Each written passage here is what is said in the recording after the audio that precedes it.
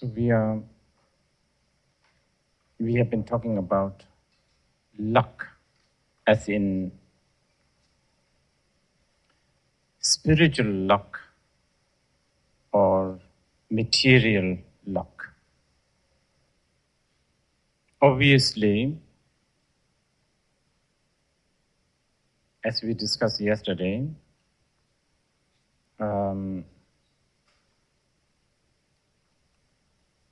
at the end of the day, it is what you value that will determine what luck is. But what we value, most of the time we value things not independently, not at our will. We have learned to value a lot of things, and most of the education is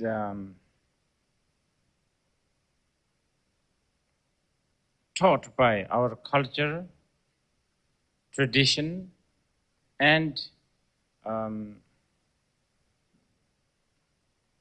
most importantly, our own habit, which stems from insecurity.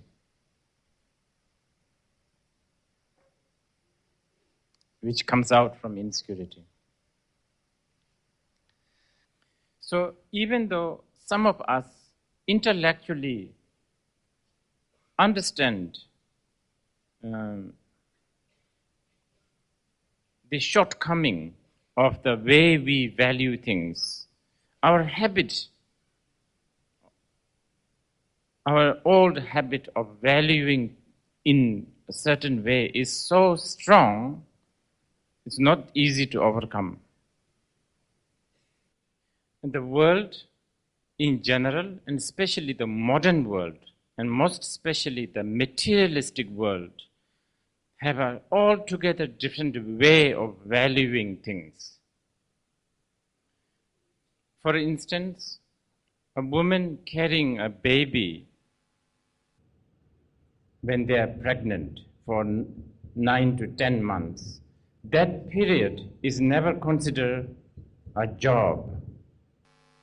When the nations calculate their GDP, the pregnancy period of a woman is not considered. So the way we value what is good and what is lucky and what is wealth and what is rich is all based on something called money, which is designed within a system. Even the attitude towards work period and the break period, you can tell 5 days we work and 2 days we take a break, as if working days are more important than taking a break. And I'm not even talking a spiritual path here. Even on a materialistic level, all our endeavor is supposedly aiming for happiness. So, in a materialistically valued world, an idea of working 2 days and taking 5 days of break is impossible. That will ruin everything. But actually, it is what we all want. 5 days of break and 2 days working. And it's also what we need, not only what we want. But it's kind of too late to get out of this game. Because everything about the materialistic world is designed so that you pay the bill, so that you make the money, so that that money that you make is designed to so that somebody is making sure that it's going to be spent. Somebody or the whole system is making sure that it's not staying inside your wallet. So,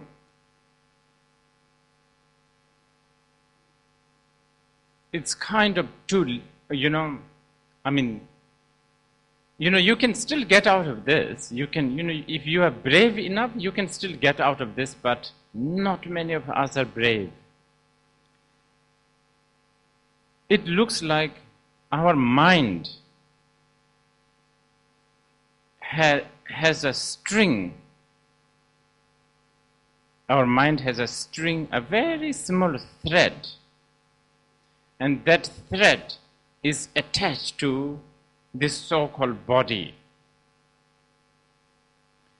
And this body, in turn, has even more thread that is attached to all other things like food and drinks and shelters and chairs and tables and pen and a phone and all kinds of things. And these, in turn, has even more thread that is attached to other sources. Now, that's not so bad.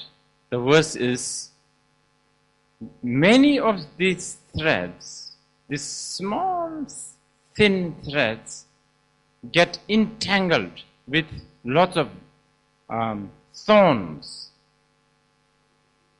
I don't know whether any of you city dwellers ever walked on, like in the forest, in the bushes. If you walk in the bushes and if you have a thick socks, many, things that's, like thorns, like things that gets attached to the socks. And then whole day you spend time taking those things out one after another. So did you get it? Okay, mind has a thread that's attached to the body. Body has several threads that's attached to, other gross things, necessary things like food.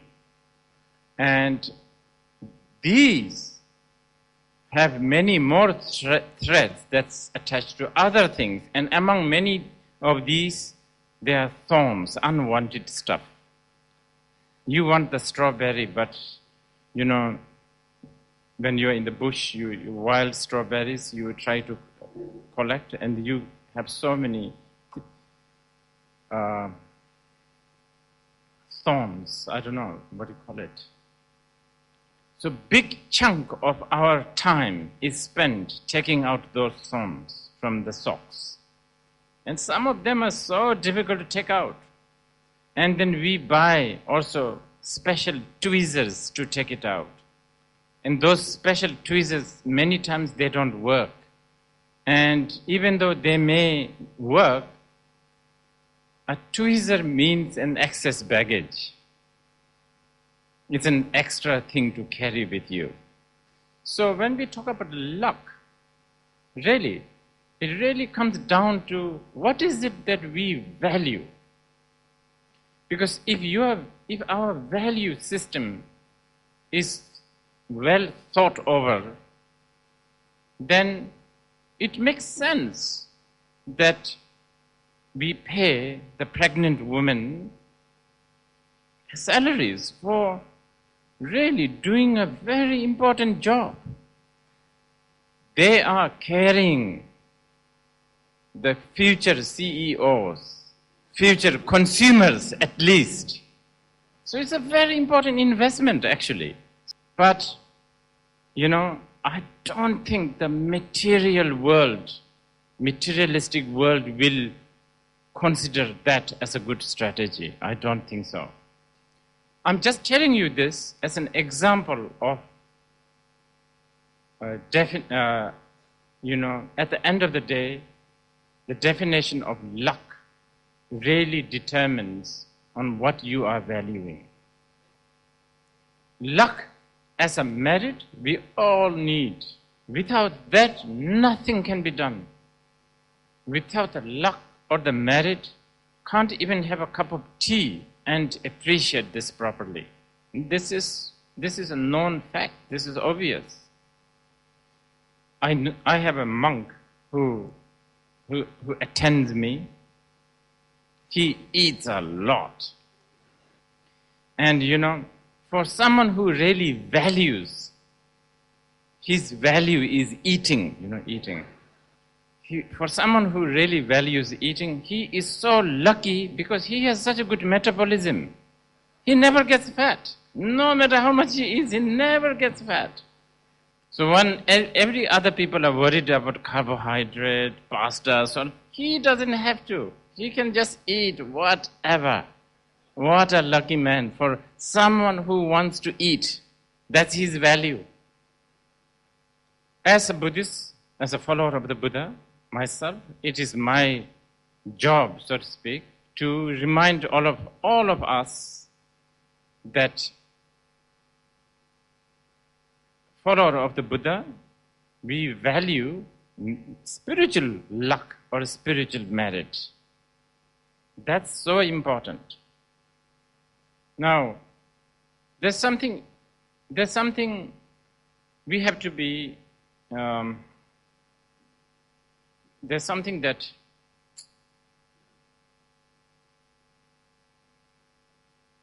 we need to endure. Initially, the spiritual luck and the material luck, they don't get along well. The great Nyingmapa master, Paltul Rinpoche, said that he does not believe initially that a person is adorned with a spiritual luck and a material luck equally. But he said, more likely, this person is materially very lucky, and therefore his spiritual luck is also a spiritual materialistic luck.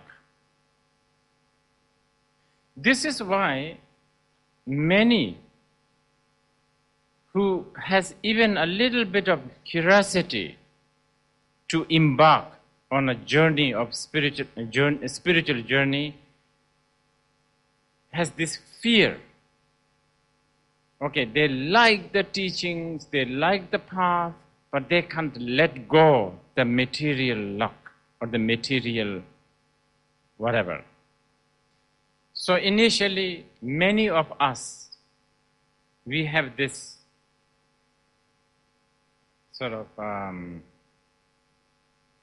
we always have this second thought before we plunge ourselves into a spiritual journey. Well, actually, many don't even have the interest in the spiritual journey. Some they do, but they feel that they can do it maybe later in their life when once they are satisfied with the material wealth. Not realizing that this so-called later part of the life may never come. Now, there's two things I can say.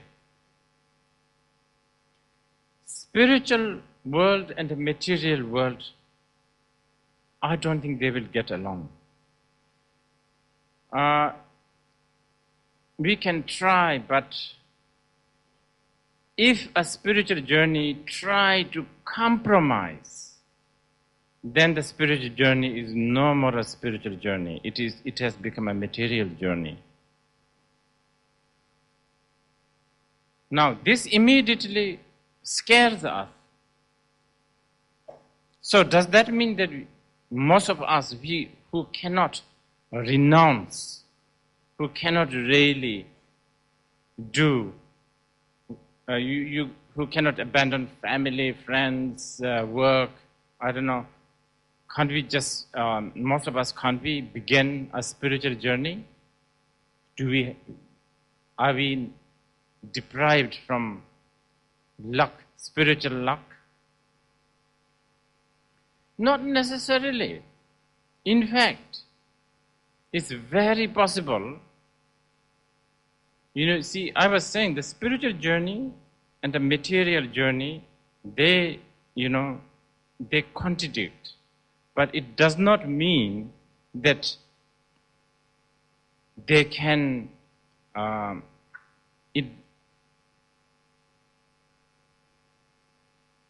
should I put it?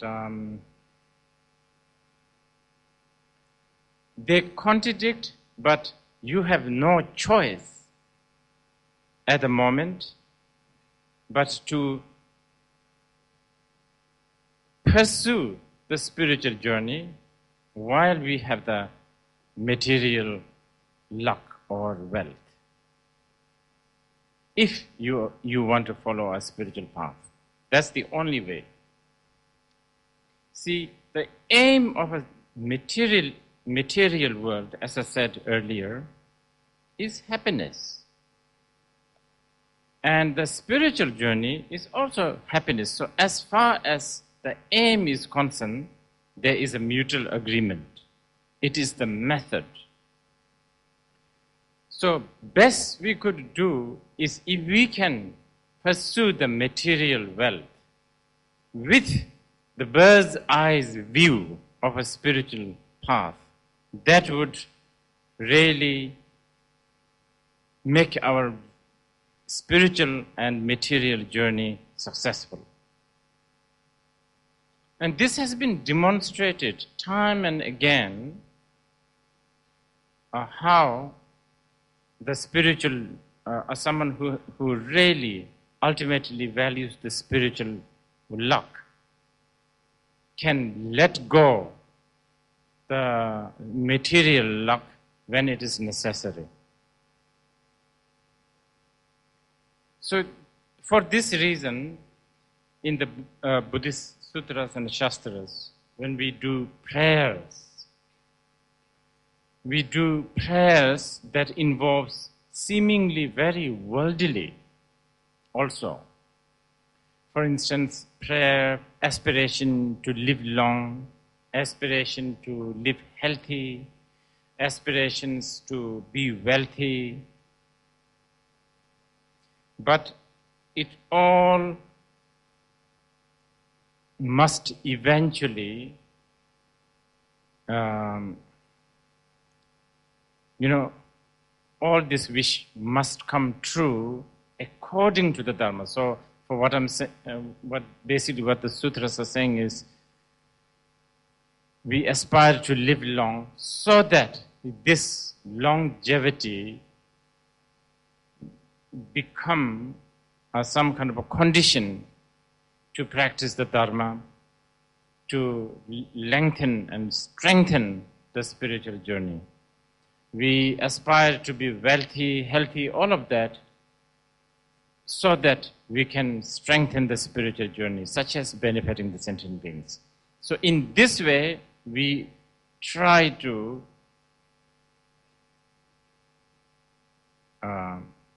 use the alchemy method. We try to use the motivation to turn the material journey into something spiritual.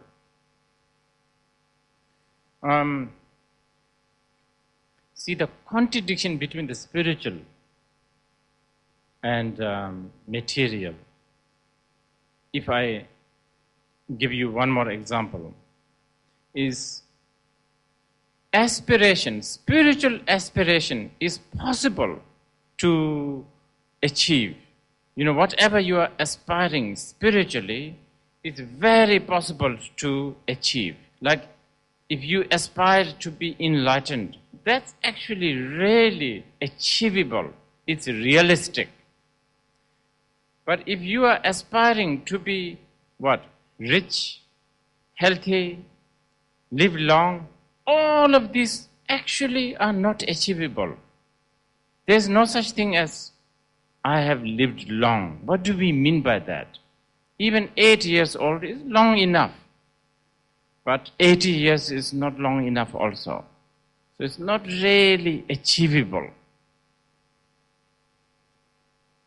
Like material beings, materialistic people, they never think, almost all of them, they don't think that now I have become richest. Now I have become the most powerful. They all think they still need to make more. they still have to be more powerful. So see, if you go through every aspect of Buddha's teaching, such as in the Mahayana Sutras, wealth, if you want to, that there's a teachings about generosity, right? So if you want to be wealthy, Buddha said, you should practice generosity.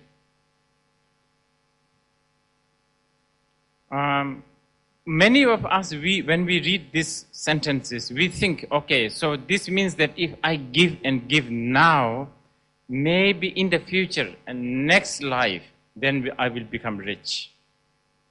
That is one way to understand. It is not that wrong to think that way, but there's a much better way to understand this. Wealth or richness, the definition of richness is thinking that you own something, you possess something. And the poverty, the definition of poverty is that you don't have, you need, you want, you don't have.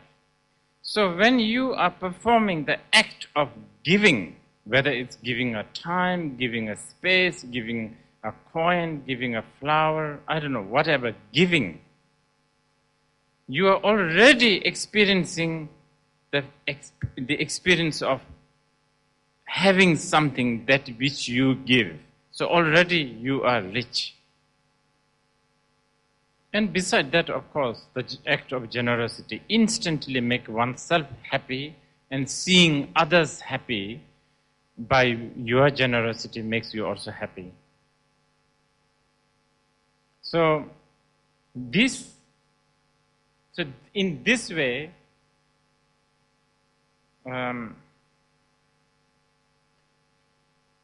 we should determine what kind of luck we are looking for and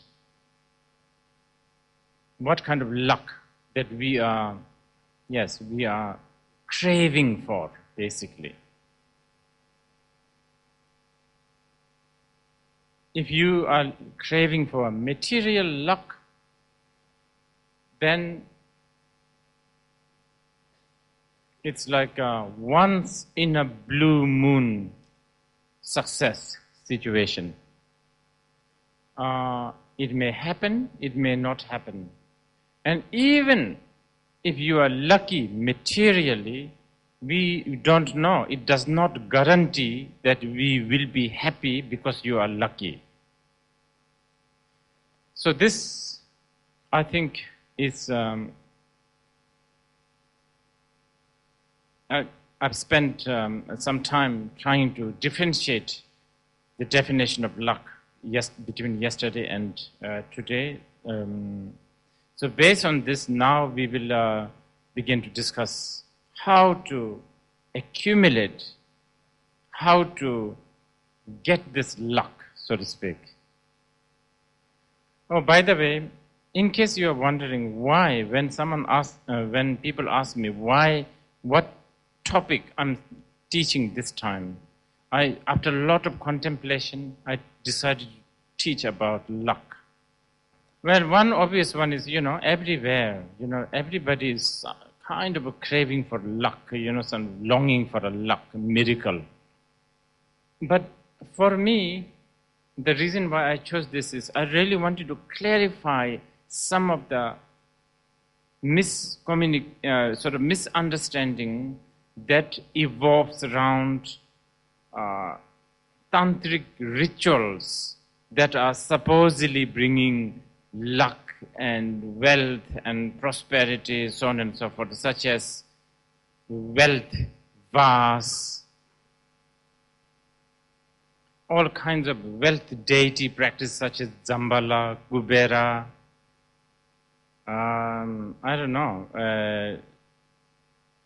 wealth related. Everywhere I go, in the individual houses, we see, I'm talking about the Buddhists, and especially those who are following the Vajrayana tradition, that you see all this wealth related, like chakras and mantras and stuff like that. And by the way, I think towards the end of this teaching, even I'm giving one.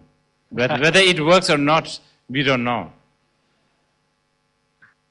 Teaching is partially triggered because last time when I visit one of my friend in Singapore, he has like about 20 over wealth vase. And he said, I'm still poor, what to do now? And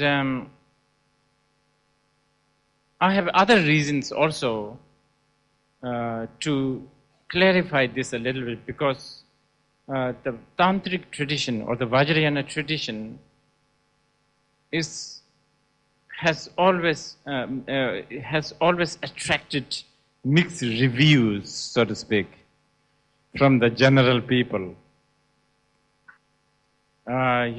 In certain society where Tantra is not prevailing, and like a Mahayana and Charvakayana tradition, Tantra is very suspiciously looked at suspiciously. And they're kind of right, they have a very good reason to look at Tantra suspiciously. Because, Buddha, for instance, Buddha said, you are your own boss. You are your own master. Who else is your master? But then in the Tantra, it said, the Guru is everything. You have to follow him or her. So that's, general Buddhists think, no, that's a little dodgy. Then there's also like, Buddha himself. He was a very, very rich man. He was a king. And he left the palace. He abandoned all the wealth and went to the forest. And yet, Tantra teaches about how to make wealth with a wealth vase and Zambala stuff. So what's that? And then of course, Tantra has many other things, like that are really, quite explicit.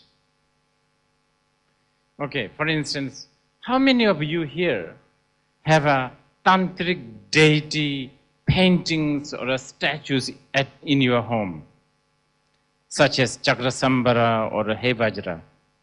Can you raise your hand? Oh, no, so that's good. That's good. There's only few, not many, huh? Yeah, that's good to know, actually. That's really good to know. Because, the Mahayana path is so important.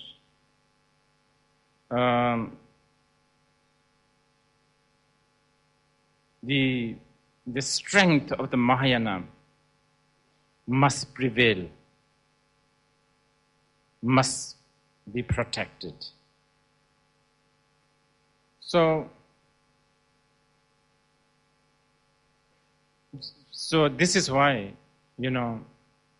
I wanted to clarify the fundamental concept of wealth, luck, miracle in Buddhism in general and especially in the Vajrayana.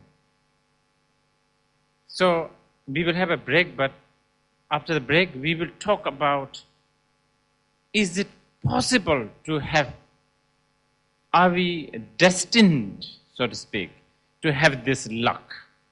How to get rid of the obstacle to this luck, and how to preserve this luck, how to multiply it, and how to make this luck indestructible so that it will never exhaust. Because there's no point of having a short-term luck, It's better to be lucky forever. But then the irony is, if a luck becomes forever, it's no more a luck. So we discuss this after maybe 20 minutes.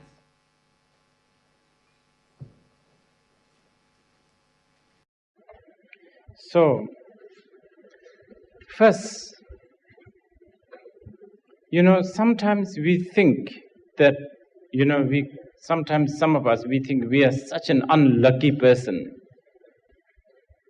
Now, of course, keep in mind the different definition of luck in your mind. But according to Buddhism, there is no such thing as unlucky person.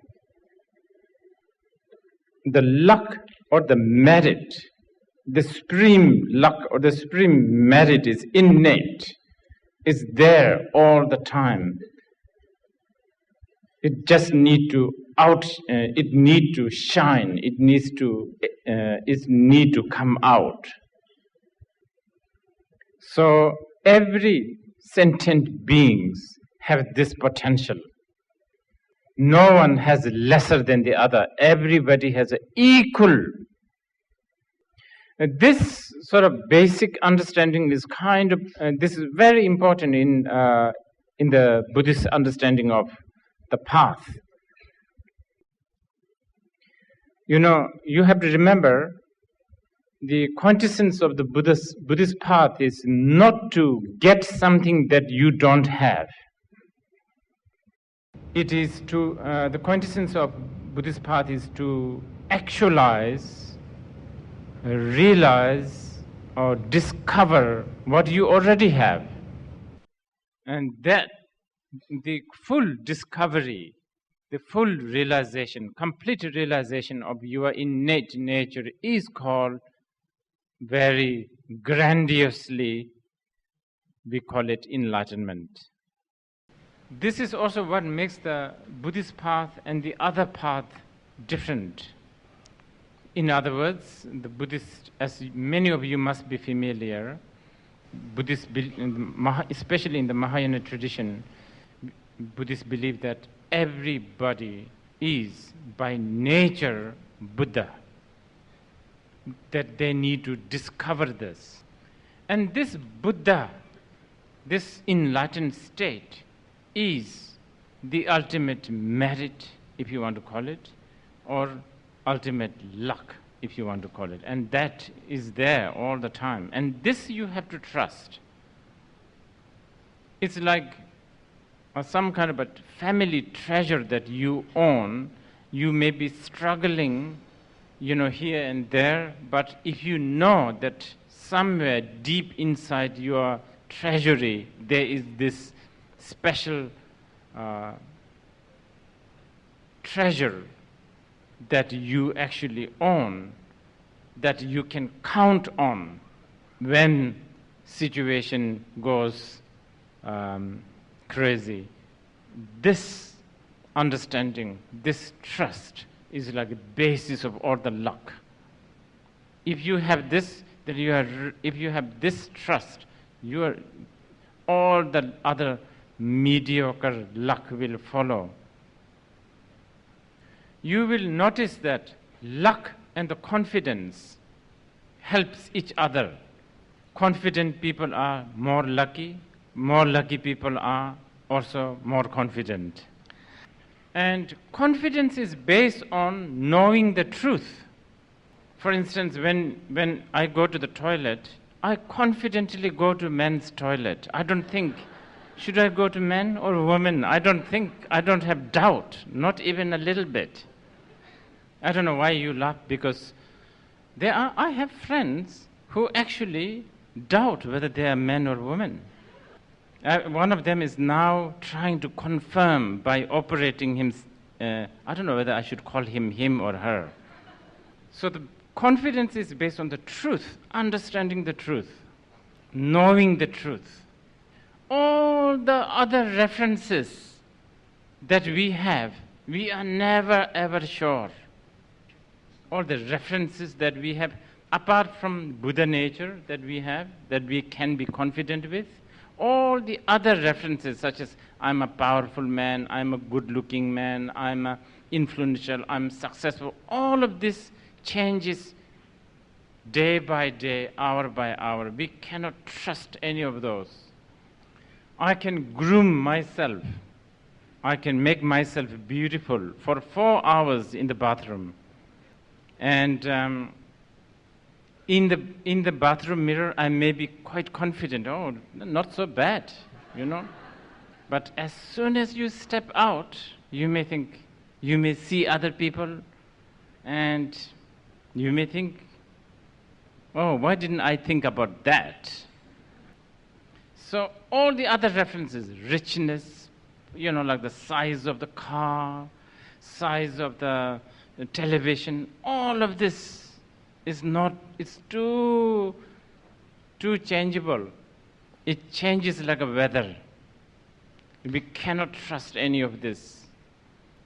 Trying to develop a confidence wearing a Rolex watch is not that, it's not that intelligent. Who knows, maybe that, you cannot tell the difference between the fake one and the real one anyway, unless you are wearing the bill of the Rolex watch with it. But one thing you can be confident is your Buddha nature. That is, no one can take it away, no one can duplicate. It won't rot, it won't change. It doesn't have mood. And, our life is fairly, even on the mundane level, we are fairly lucky. But we never know. From this afternoon onwards, who knows? A tsunami can hit the whole city of Hong Kong, and we are all, at the moment, half of us are dead. Hong Kong? Tsunami could hit Hong Kong. Mayans' prediction of end of the world may be true. And, really, you will go through ups and downs, really. Believe me, that one. We will go through the good times, we will go through the bad times, we will go really the miserable times. But if we don't forget the innate Buddha nature, then we have this confidence that we can rely on. And this confidence will then bring luck. Everything what you wish for, you have planned for may never come true, or they fall apart. But if you develop this attitude, so what? I'm never going to lose my innate Buddha nature. Then that's already a luck. That's already, this person is already strong. But of course, this is not so easy to develop this confidence, and maintaining this confidence is not so easy. To begin with, we have the habit of insecurity. And our insecurity is based on a very ridiculous assumption. Our insecurity is based on looking at an illusion and thinking it's real. That is the base of our insecurity. And the moment you think illusion as a real, you are bound to be disappointed sooner or later. And we don't always encounter condition that tells you that illusion is an illusion. Instead, we have bombardment of constantly conditions that forces us to think illusion as real. Like, designer's shoes, everything.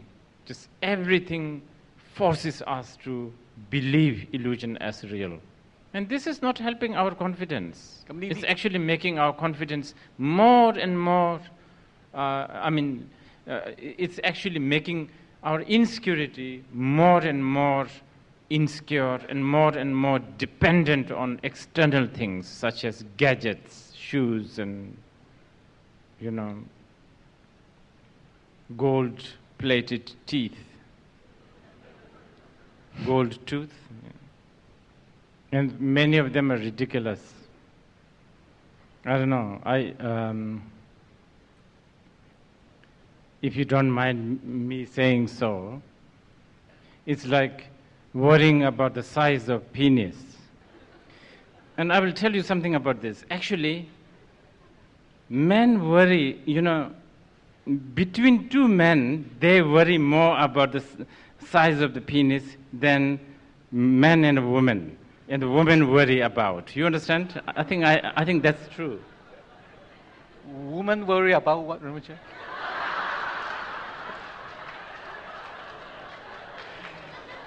Okay. I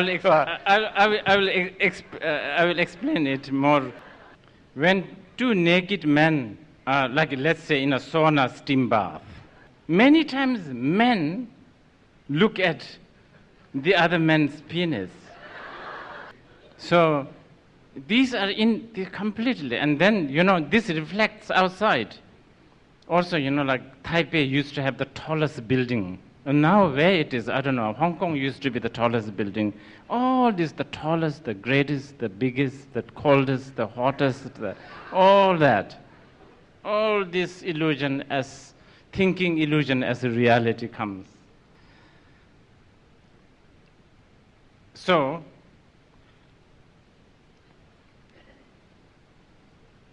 the summary is, we need the confidence to create the luck.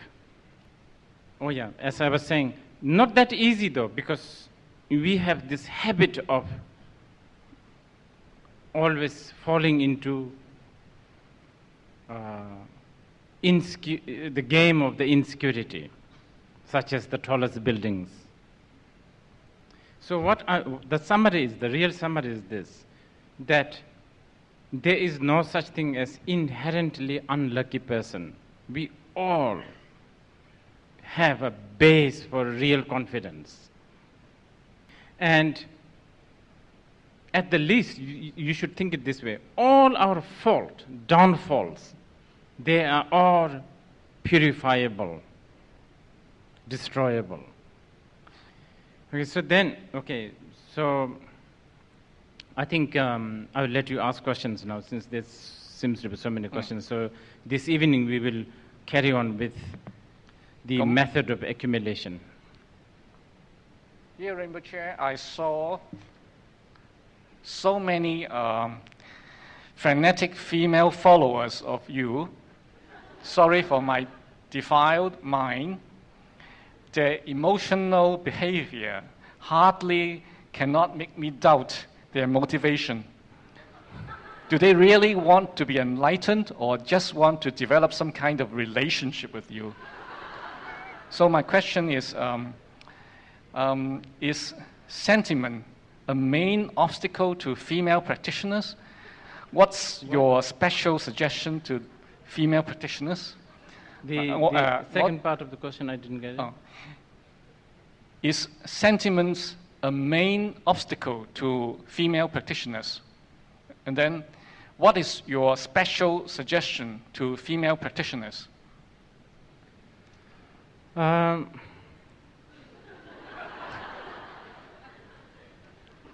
Someone even told me, I have so many crazy followers. Actually, I take that as a compliment. Because if a hospital is full of, patients, means the hospital is quite good, right? Well, for the answer, this question, the answer to this particular question. If I really try to practice the genuine bodhisattva path, I will say, I still don't have enough female followers. And I wish there's more. But this is not always like that. And because I hardly, my mind does not go to the bodhisattva path. When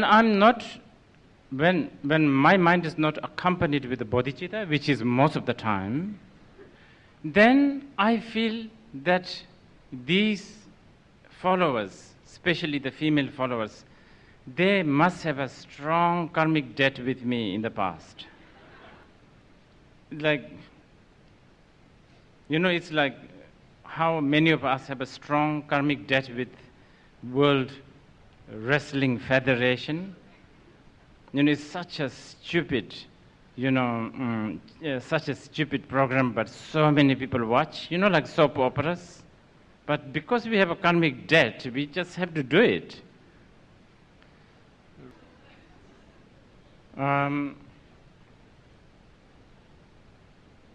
As for the second part of the question, which is quite relevant actually, it is a very big subject what you are asking, whether the sentiment, right? isn't Yes. it? Yeah.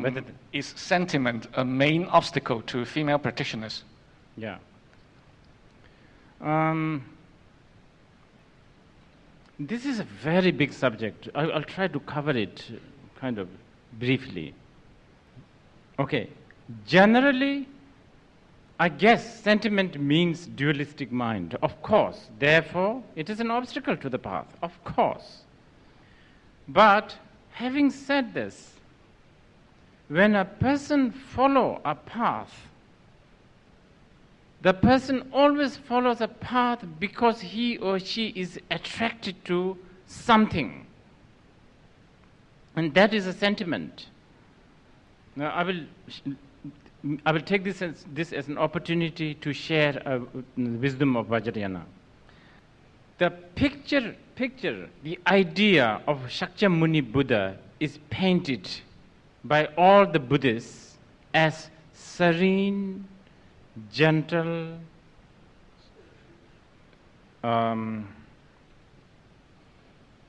majestic, golden,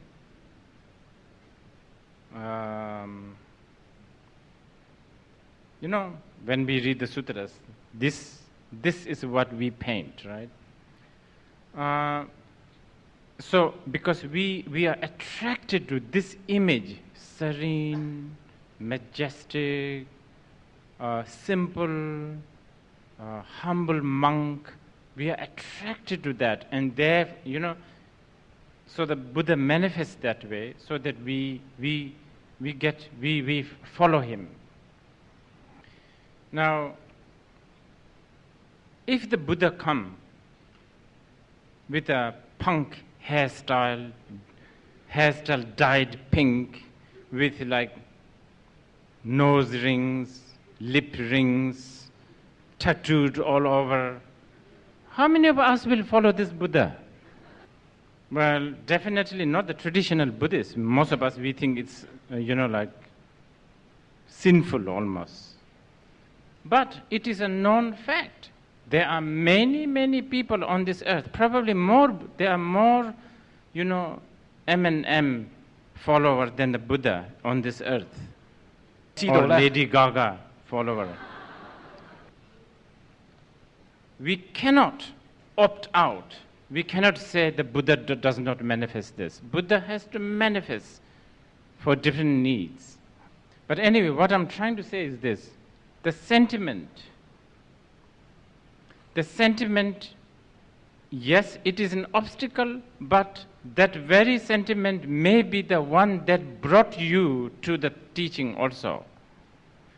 So, my conclusion is, if the female followers come with a particular human sentiment, with a sentiment of wanting to have a relationship, then I would say, I will aspire that I will not be afraid of this sentiment and reject them. I will aspire, I will not reject them.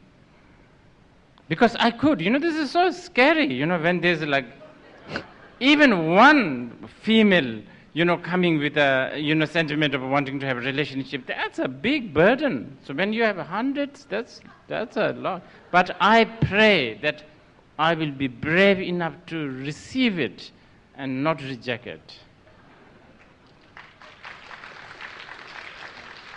And I pray that I will make use of that sentiment and then turn them into a right path. So please, don't hesitate to send me love letters. Please, don't hesitate to send me love letters. And by the way, even from the boys. I will try to, I should try to put some tight clothes. Okay, we will have a break now. Okay,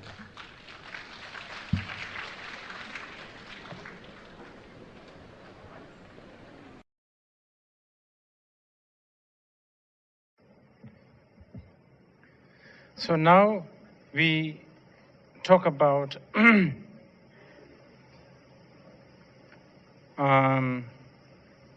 protecting this merit or the luck from obstacles.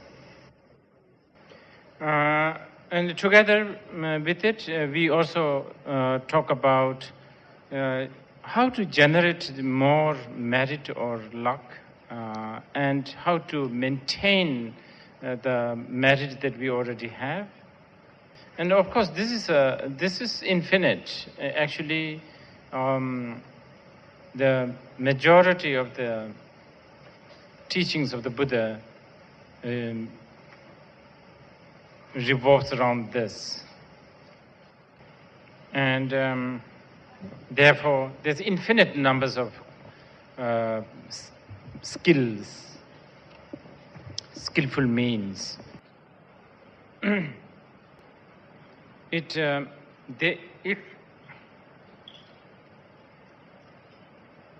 You see, like in every situation, we like to have lesser pain and more gain. A skill is considered a good skill when it involves less pain, less time, but more profit, more gain. And the same kind of understanding applies here in the path of accumulation of merit. A skill or a method that is accompanied with the wisdom, then it is almost always more blissful, painless, and more gain. What we are trying to do is we are trying to destroy the dualism, and we are trying to actualize the non-duality. But the skill or the method, many of them are more lenient towards dualistic sort of zone, and they are more painful and they take longer time. But then one would ask a question: why would we begin with a more painful, more time-consuming path anyway? Why not we jump right to the painless, like quick method? Why not do that right from the beginning? Even though the path that is accompanied by the wisdom is so powerful and painless and like quick, it's very difficult to accept by the narrow-minded, narrow mentality, because we just don't. We are so used to a certain narrow-minded calculation. We overly believe in the philosophy of no pain, no gain. We overly believe that. So we think that in order to make this much profit, we have to invest this much wealth. Likewise, in order to gain this and that, attainment, we must go through all kinds of penance and all kinds of hardship. So, for instance, if you hear a statement saying that you have more merit by drinking a sip of tea yourself, not even giving it to anyone. You have more merit in drinking a little bit of tea while thinking you are deity than feeding 100 hungry people. That's like unacceptable. That doesn't make sense. But let's consider that as a tantric bluff. We can kind of easily sort of override that. Okay, so let's say that may be over the top. But even in the Mahayana Sutras, Buddha said, if you look at somebody doing something good, something virtuous, and if you rejoice wholeheartedly for a moment, he said,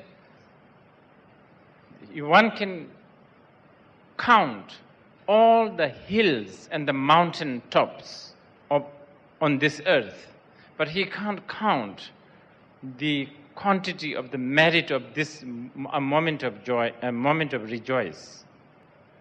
So in this way, as I said right at the beginning, a skill or a method to accumulate merit really differs how much wisdom you have.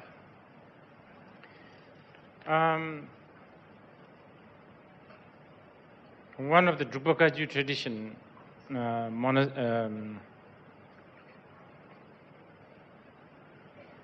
they come to Rinpoche, their previous incarnation.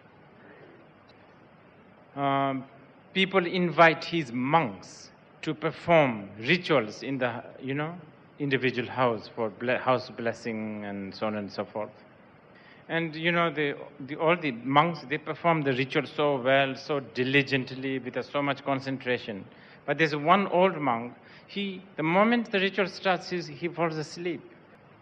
And later when the younger monks report to Khyentse Rinpoche that this old monk is a bit of a disgrace, maybe we should not list him in the future to do the pujas in other people's house. Khyentse Rinpoche's statement was, if the puja is working, it has to be because he was sleeping. So we never know. The method that is accompanied by wisdom is beyond our fathom. I want to stress this because many, even the follower of the Buddha Dharma, seems to have this thinking like, in order to get this much, you have to put this much, sort of almost like a very narrow-minded calculation. It's like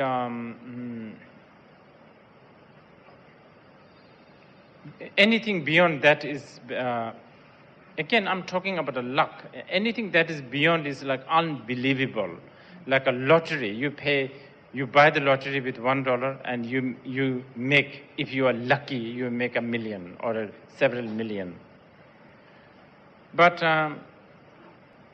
when we talk about the lottery winning luck, we think as if it is a chance, a force that is not caused and conditioned.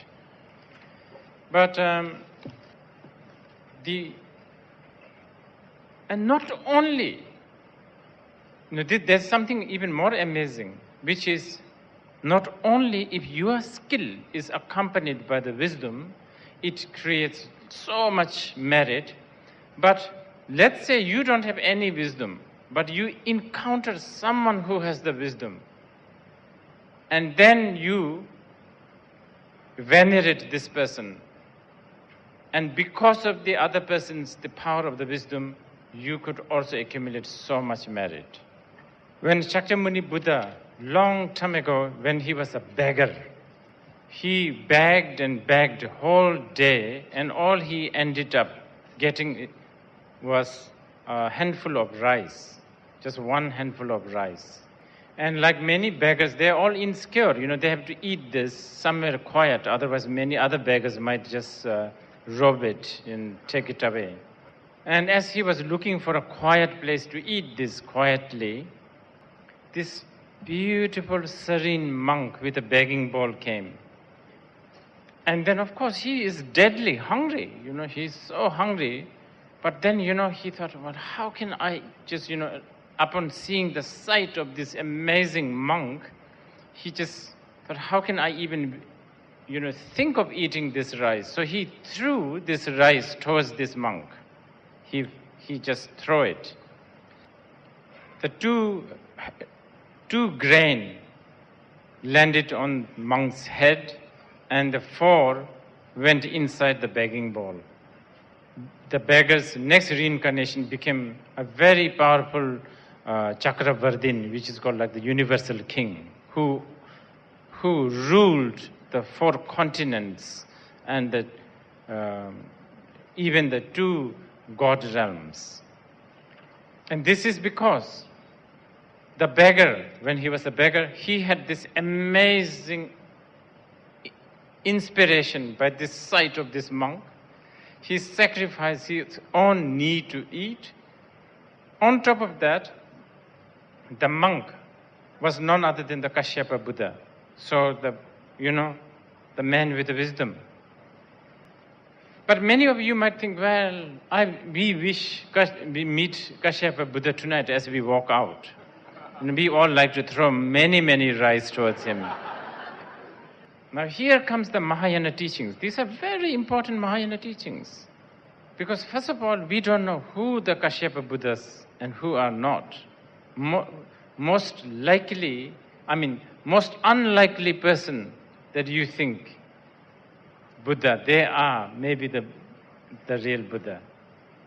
So, what I'm really trying to, I've been preparing, by the way, as I said right at the beginning, I said the title luck for this teaching, this is a trick so that you come here because you all want to hear about the luck.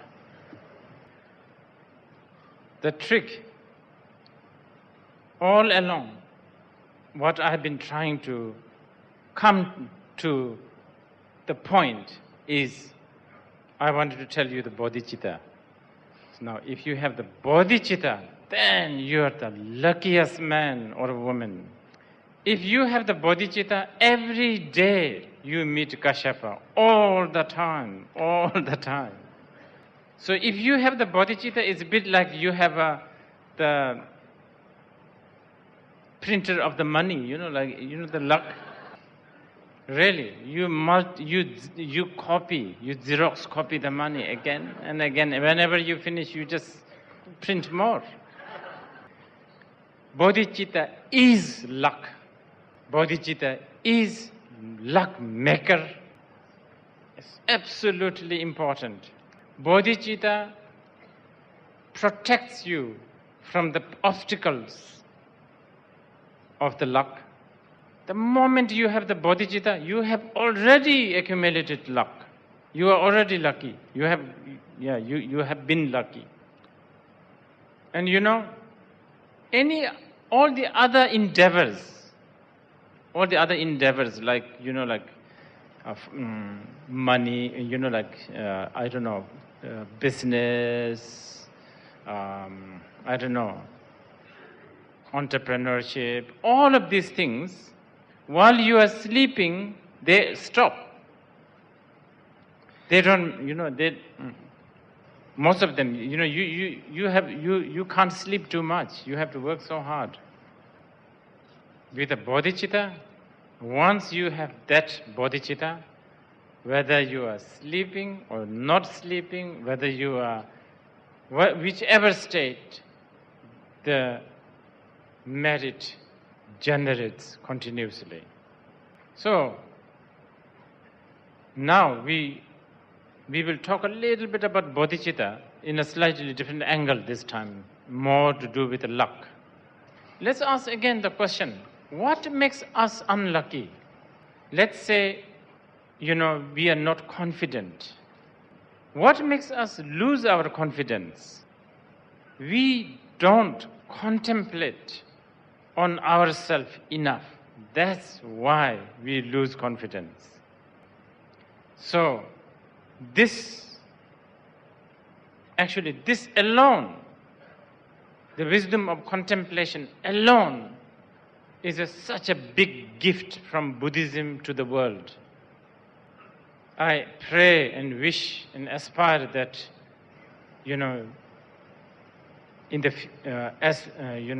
very soon, in the schools, in the offices, people designate time, even for a minute or two, to contemplate upon themselves.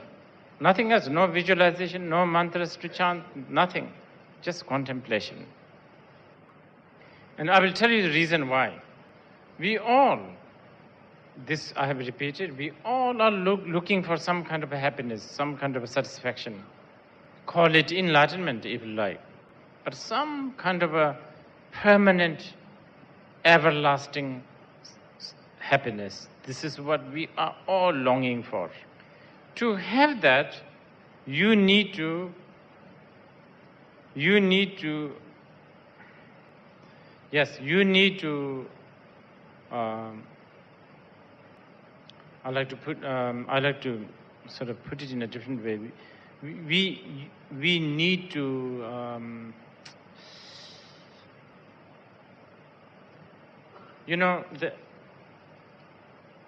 let's say you have an old friend that who you really, really miss, and you are searching for this person for a long, long time, and suddenly, in the most unlikely place, you meet this person in the crowd or in a most unlikely place.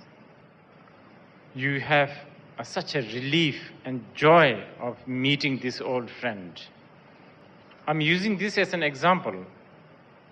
We have lost our mind for a long time.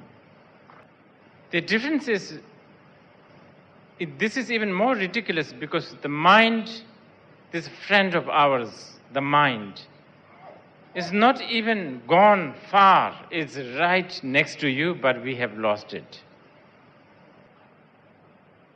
And that's what we need to recognize. In order to recognize this mind, the mind needs to be relaxed. In order for the mind to be relaxed, mind needs to contemplate on itself. For that, mind needs to be inside the body. And this is why we begin even mindfulness of body. But anyway, contemplation, wealth of the contemplation is priceless. We are not contemplating enough because we don't contemplate on the mind. And I'm really not talking anything exotic here. I'm talking about purely, simply watching what this mind is doing, not why and how. Because when you ask why and how, then you are not contemplating. You are just analyzing and you are just building the fort, even stronger, fort of distraction. If I may extend this a little bit, for instance,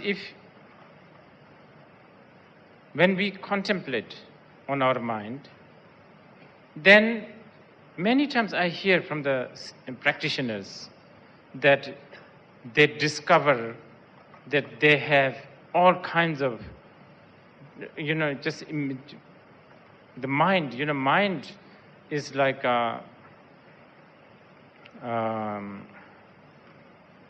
it's like a fertile ground during the summertime. We never know we can never tell how many different kinds of vegetation it will grow. All kinds of things. Mind thinks all kinds of things. So often I hear from the practitioners, when they contemplate, they realize they have so much,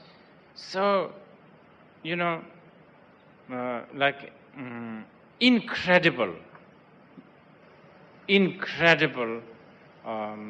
unbelievable sometimes thoughts coming in. Then sometimes they feel guilty if it is a bad thought. That's not a contemplation. Other times, if they think good, they get so excited. That is not a contemplation, it's an excitement. Meditation or contemplation is not like a self-flagellation. It's purely watching. Okay, now all this, one will wonder, why do we do it? If you continue, contemplate, not judge, not get entangled, if you just contemplate on mind, what it does is it reduces and eventually destroys all traces of distraction. And remember, undistracted person is a confident person, and and confident person is a lucky person, because nothing goes wrong. Everything is right. When everything is sort of going right without you really knowing how, that's called lucky. Now this is one method to accumulate the merit. Okay, I think there's so many budding questions, so I will I'll answer some of the questions, and I'll try to incorporate some of the. We still have maybe a few more hours to explain the rest of the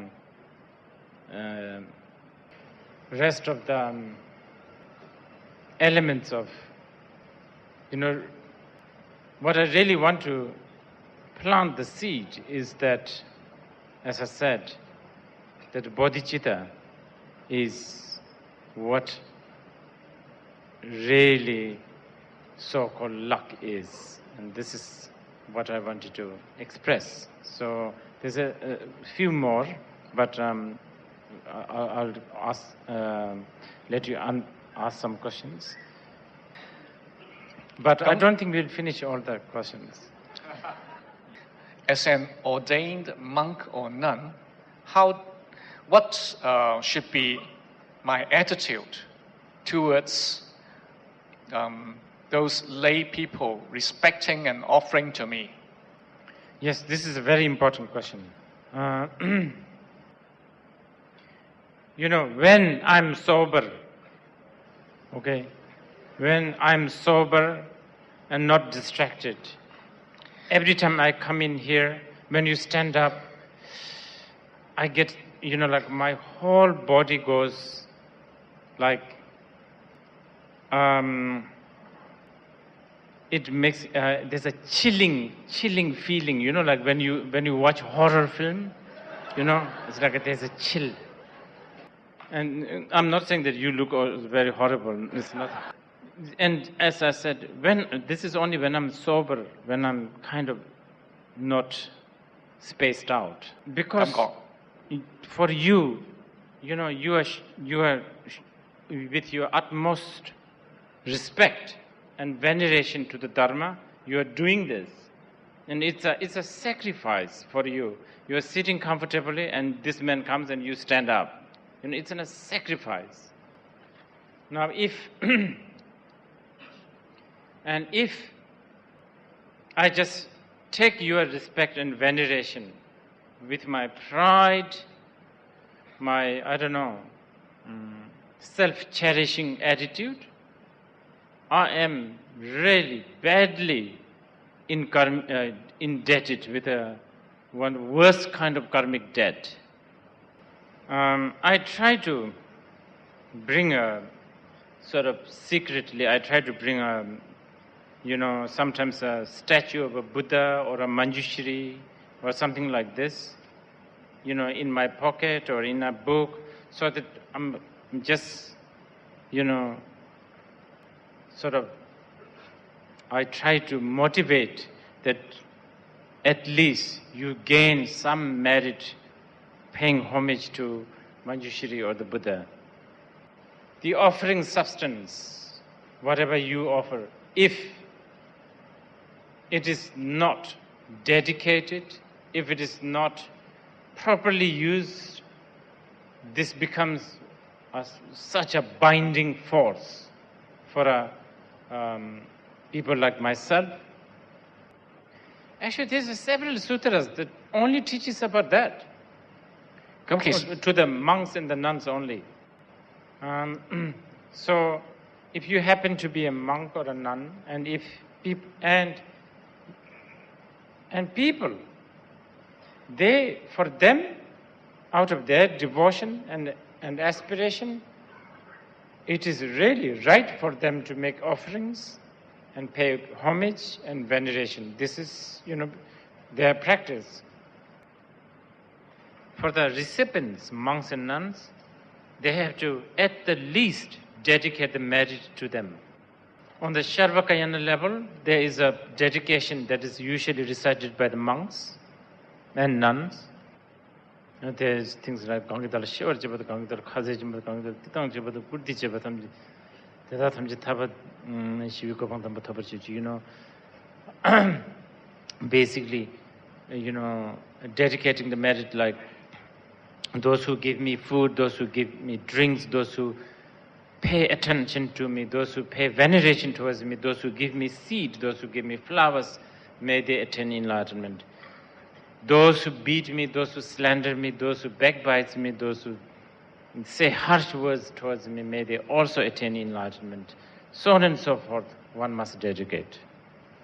And as for the Mahayana, we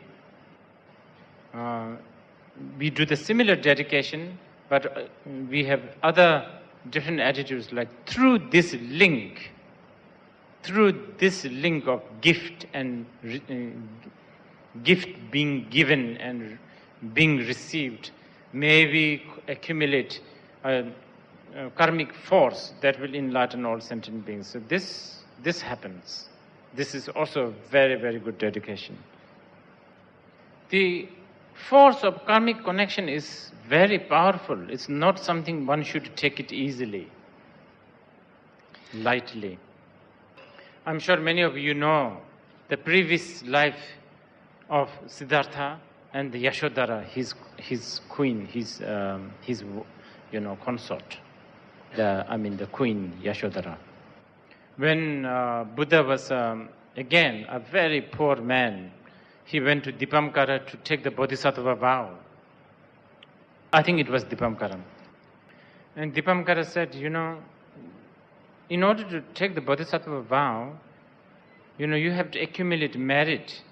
And as a gesture, at least you have to give me something. It doesn't matter what, but give me something. And the beggar thought, okay, well, I'll buy some flowers, but he has no money. So he went to this flower seller girl in the market and asked her that he will work for her for some days so that she can trade him with one flower. The girl was very puzzled. Now, what kind of important occasion is this, that he has to work so hard to get just one flower? And then she asked, what are you going to do with the flower? Then he explained, well, the Lord Dipamkara is here and this is such an amazing chance for me. I have to take a bodhisattva vow. I need something to offer. I thought a flower. And then the girl took the chance and said, well, in that case, I will give you the flower, but only in one condition. If you promise to be my husband for 500 lifetimes. This was a bit of a pressure for him, he could, he thought and thought and thought. So he thought, well, for the sake of sentient beings, if I can take bodhisattva vow, 500 lifetimes of nagging wife, well, it doesn't really matter. So he said, yeah, why not? Yes. And 500th birth, the last birth, is the Yashodhara. So the joint karmic force of the giver, the generosity, the one who gives, and the recipient can be very powerful, but if the receiver is receiving with with a distraction, forgetting to dedicate, if the giver is giving out of negative emotions, of course, equally it has a destructive force. Okay, the next question. Rinpoche, we know that we should practice the Dharma, but it's difficult to be persistent and to take it very seriously. So what is the problem? What should we do? Several things is wrong. One, we are still blindly thinking that this life is fixable. that we can sort it out. So, as I said yesterday, you have to come to a decision that eventually this samsaric life is like, it cannot be fixed. This may be this is one of the main reasons. And the second reason is lack of merit again. And for that, one need to do aspiration. And this is coming tomorrow. Really, actually, many of us, we should not have aspiration to achieve enlightenment.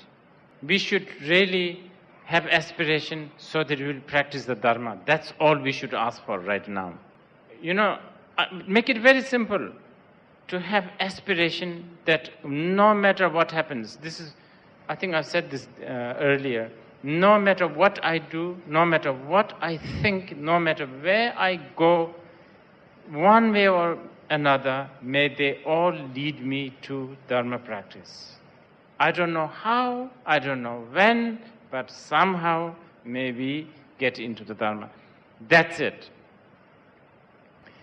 You can experiment this. Read a very complicated sutra like a Vajrachedika Sutra with a very studious mind. Very, like analytical study, dictionaries, references. Then, after a while, do about a week retreat of just aspiration, nothing else, no mantras, nothing, just aspiration to understand the Vajrachedika. Don't read the Vajrachedika, just to understand. So, last day, read the Vajrachedika. Rinpoche, this is about Chompa Rinpoche. Chompa Rinpoche.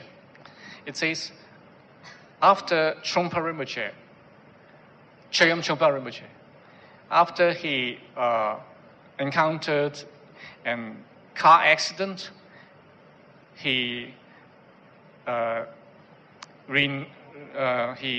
sort of gave away his vow, his monk's vow, and also he married a English girl, Diana, and he seems to be he changed a lot. He suddenly become very outrageous. He become alcoholic. He took drugs.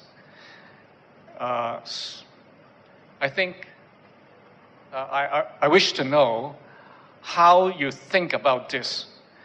What happened to Chompa Rinpoche? What made this happen? I don't know what others think, but personally me, trying to understand what happened to Chompa Rinpoche based on his appearance is like trying a bird flying deep inside the sky and hoping that there is an end to the sky. It's just going to make your wings so tired. I think Chompa Rinpoche died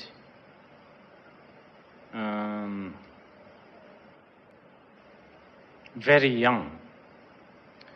Okay, if you are asking somebody who you can say, this is the reckless man, he died, he drank to death. But for someone, who, like, if you're asking me, I would say Buddhists in general, and especially Buddhism in the West, the Westerners, their merit couldn't help him enough. If he could live 4 more years, it would have made a big difference, big difference.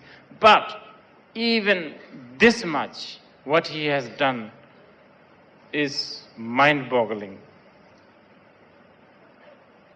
Okay, what are we trying to achieve? We are trying to achieve non-duality, right? To do that, we have to destroy duality. In practical terms, what is destroying duality? Destroying duality is breaking concepts. Breaking concept is so difficult, especially if you are a sucker like me. You know, if you are, bowing down to social expectations, our path is supposedly to break the concept.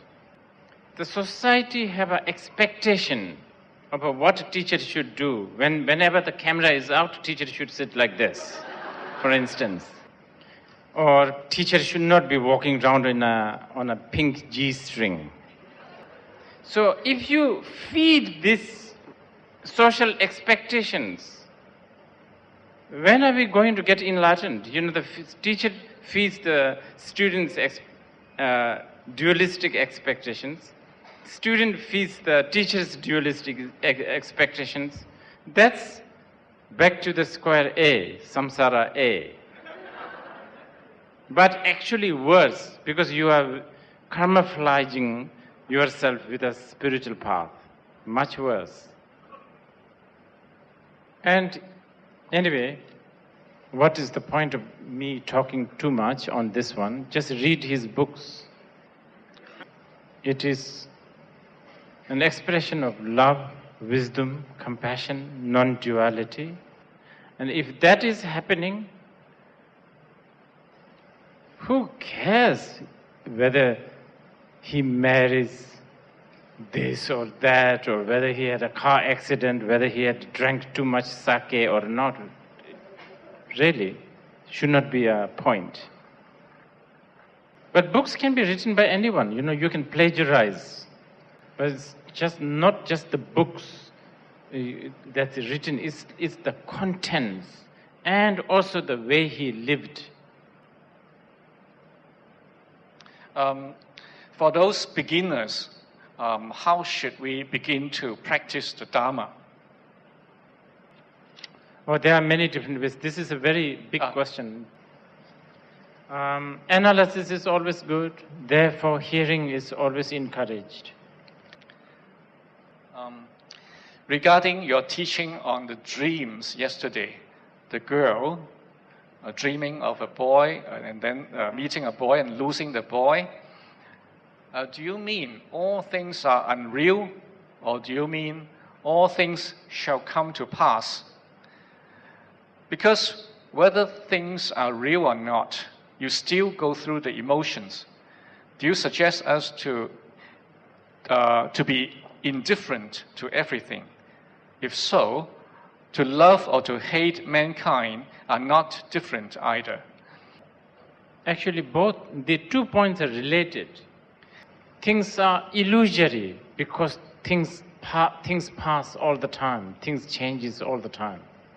Now, it's easy to understand intellectually, but until you understand practically, there is pain of love, pain of jealousy, everything. Just like our dream, even though we are dreaming, during the dream, we go through all the emotion. Until we wake up, we will have to go through the process of, waking up. And once you wake up, love in the dream and hate in the dream are equally illusion. Indifference maybe is not the right word here. Equanimity is the right word, probably. Rinpoche, you mentioned that cause and condition is not undestroyable, but one needs great power. Then is it possible that someone has such bad karma that he cannot gain merits, and thus the power to break this cause and condition? The second question is, if what we have accumulated will not be lost, will cause and condition be lost too? If what we have accumulated will be lost, will cause and condition be lost too? I think what I meant was cause and conditions cannot be destroyed by itself without other cause and condition. Rinpoche, if you have realized the nature of mind, how to go further to practice? even though, the word recognition need to be defined.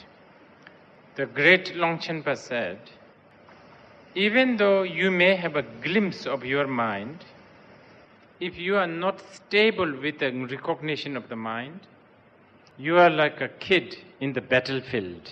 You know who are the enemies, and you know there's something going wrong, but you are helpless. You can't do anything. You are not trained. So therefore we need to develop stability. Okay, one more question and then we will end here. Rinpoche, I have helped a Tibetan child to go to school. I mean, to finance this child to go to school. And then I have taken him to visit Beijing to have a feel of the city and the city life. But I realized that he has developed an attachment to the city life. This has caused me concern because my good intention has brought on attachment in this child. How should I see this? Thank you. Nothing you can do. Maybe you can, have aspiration that this child will end up finding his or her own right way. Probably it's good that he developed attachment to Beijing, which is such a beautiful, cultured city, instead of attachment to a cow in his home. Okay, so we will end here. Again, I will recite the mantra of interdependent. Just listen to the sound of the mantra and make believe that this sound of the mantra will shift your cause and condition. Rearrange your outer, inner, secret feng shuis and influence all your cause and conditions. Om Yedarmada Prabhu, Digdakataya, Hedin Tekataya, Om Yedarmada Prabhu, Digdakataya, the Mars Chairman, I saw her. Pisum Savanga said you would Sanje Pematam, which I was in the Jeremy, which is on the church, the chicken, Midama Mama, Joran, then you think you charges. Okay. There's so many questions. I don't think I will finish answering, but I'll try to incorporate many of these questions in tomorrow's session. But I like to keep my aim of sharing about bodhicitta and aspiration intact, because that's what I really want you to hear. Right now I'm a little bit sober. It's sort of, you came all the way from so many places, and this is a weekdays. It's not even a holiday. Many of you must have had to go through the wrath of your boss and colleagues, and many of you may have had to go through the gloomy face of your partners. You spend all this money to come here, and really spend almost 6-7 hours, big chunk of your life actually listening to me. And I have the responsibility to make up to everything what you have sacrificed for. And, I really want to sort of, just give you the idea of bodhicitta and bodhicitta basically. And basically these teachings, I'm sure you have heard billions of times before. I want to really tell you this. Many of you treat me as some sort of a god, which makes me so uncomfortable. I'm not being, I'm not playing a game here. I'm really not an enlightened being. This much I know, even though, most of the things that I don't know about myself and others. But one thing I know is that I'm not enlightened. This I know. And I'm so distracted that most of the time I'm not even wanting, I don't know how much interest I have to be enlightened. The only thing that I can share you is some of the teachings that I have heard from my masters, those who are really, I have never seen Shakyamuni Buddha, so I don't have a reference, but I could say these masters, they have to be the Buddha, and this much I can do to share the words and teachings of these great masters. And really, when I say, I'm not enlightened, all of that, I'm not playing a game. Sometimes, when you say that, then you actually get more followers because he said that way. What I'm really trying to do is something very selfish. I'm trying to protect my own skin. My biggest fear is your expectation. Please don't expect things, like I will perform miracle. I cannot. You will be disappointed, for sure. And this is just one small note. Many people seem to want to take photos, with me.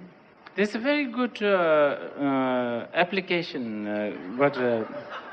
Photoshop application. You can use a romantic background like like Venice, Paris, I don't know. Just one thing, if you decided to Photoshop on Venice with me and you, the background of Venice, don't do this. Okay, that's it. Sorry.